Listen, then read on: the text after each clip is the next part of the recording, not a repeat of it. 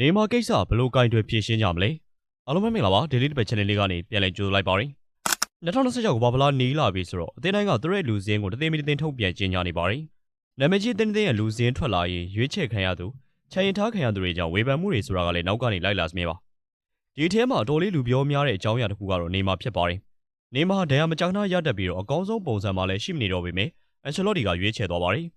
နေမာပါသွားတယ်ဆိုတော့ကန်ဆိုးစွာနေပဲချယ်ဆီတရားဒီအကောင်းဆုံးကစားသမားဆုရယာအိုပက်ဒရိုလေးကအကြမ်းဖြစ်ခဲ့ရရှာပါတယ်။နေမာနဲ့ပက်ဒရိုကိုနှိုင်းယှဉ်ကြည့်နေကြပြီးတော့နေပြရဲ့ဆုံးဖြတ်ချက်ကမှန်လားဆိုတာဝေဖန်မှုတွေလည်းအများကြီးထွက်ပေါ်လာနေပါတယ်။ဒီအချိန်မှာပဲနေမာကဘာဗလာလူစီရဲ့မှာပါဝင်ခွင့်ရဖို့အတွက်ဆန်တိုစ်နဲ့ပေါင်းပြီးတော့လိန်လည်ထားတဲ့ကိစ္စကြီးပေါ်လာပါတယ်။နေမာတကယ်တော့ဆန်တိုစ်အတွက်ကစားမပေးနိုင်တာ၃ပွဲဆက်တိုက်ရှိနေပါပြီ။ဆန်တိုစ်ဘက်ကနေမာခြေသလုံးကြွက်သားရောင်ရမ်းတာဖြစ်ပြီးတော့စိုးရင်ရတဲ့အခြေအနေမဟုတ်ပဲအသေးစားထိခိုက်မှုသာဖြစ်ကြောင်းတရားဝင်သတင်းထုတ်ပြန်ပေးခဲ့တဲ့အခါပြည်သက်တွေလည်းစိတ်အေးလည်းရှိနေကြပါတယ်။ဒါပေမဲ့ဒီတစ်ပတ်မှာနေမာကနိုင်ငံအသင်းနဲ့လာရောက်ပူးပေါင်းတော့ဆေးပြန်စစ်ခဲ့ရပါတယ်။ Brazil Federation ဆရာဝန်ကနေမာရဲ့တရားကို MRI ရိုက်ကြည့်လိုက်တဲ့အခါမှာ Santos ဖုံးထားပေးတဲ့ကိစ္စကပေါ်သွားပါတယ်။နေမာကြွက်သားရောင်လေးတွေမဟုတ်ပဲအဆင့်နှစ်ကြွက်သားဒဏ်ရာရရှိနေတာဖြစ်ပြီးတော့နှစ်ပတ်ကနေ၃ပတ်အထိနားယူရမှာဖြစ်ပါတယ်။ဒီလိုဆိုတော့နေမာဟာ Brazil ရဲ့ခြေစမ်းပွဲနှစ်ပွဲအပြင်မော်ရိုကိုနဲ့ကမ္ဘာဖလားအဖွင့်ပွဲကိုပါတေချာပေါက်လွဲချော်တော်မယ်လို့သိရပါတယ်။အန်ချယ်လော့တီကဒီကိစ္စကိုပြန်လည်စဉ်းစားနေပြီးတော့နေမာကိုချိန်လို့ယာအိုပက်ဒရိုကိုပြန်ခေါ်ရမလားဆိုတာချိန်ဆနေပါတယ်။